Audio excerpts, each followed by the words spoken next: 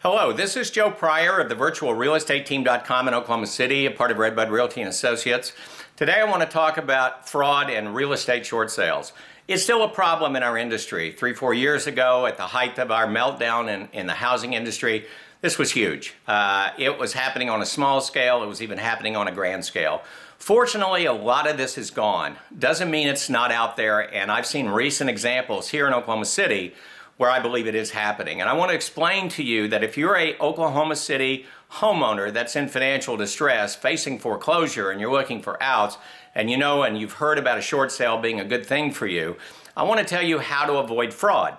Here's how it typically happens. Someone approaches you and they say, I know that you're in danger of losing your home. And understand that everything's public these days.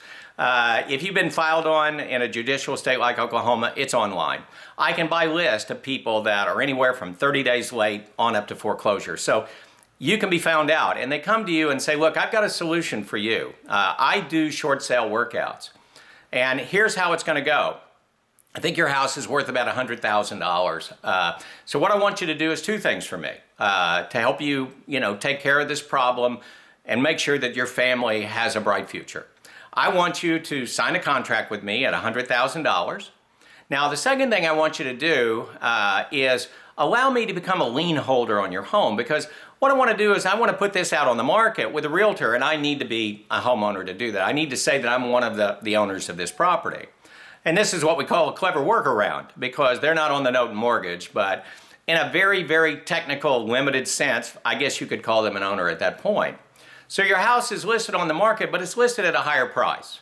And so what happens is that they end up selling the property, let's say at $120,000. Now in the meantime, and this is something I've heard recently, they tell you, now we're going to handle everything with Wells Fargo or Chase or Bank of America. We don't want you talking to them at all, because that's just going to mess things up.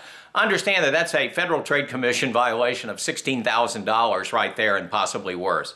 When you deal with me, I tell you, if they call you, I want you to talk to them. It is very helpful that they know that you're there.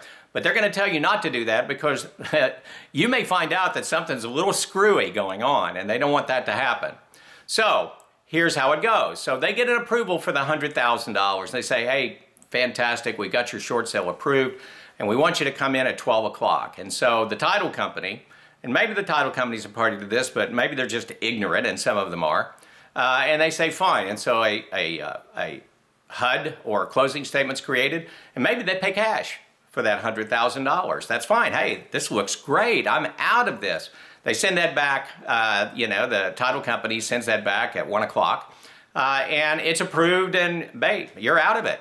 Well, the problem is not then. The problem is what happens after 1 o'clock. Because what happens after 1 o'clock is then they sell the property and close it again at $120,000. Now, we've always heard the term flipping. Well, that's fine. They flipped the property and they made $20,000. Great. No. Flipping is when you take a property and you improve it, you keep notes, and you make it more valuable by the work that you do. That's okay. Nothing was done in that 5-minute period between the end of your closing and the beginning of the next. They have not been able in that 5 minutes to make that property better. And that is what's called flopping. What the lender wants me to do as a short sale realtor is they want me to get fair market value.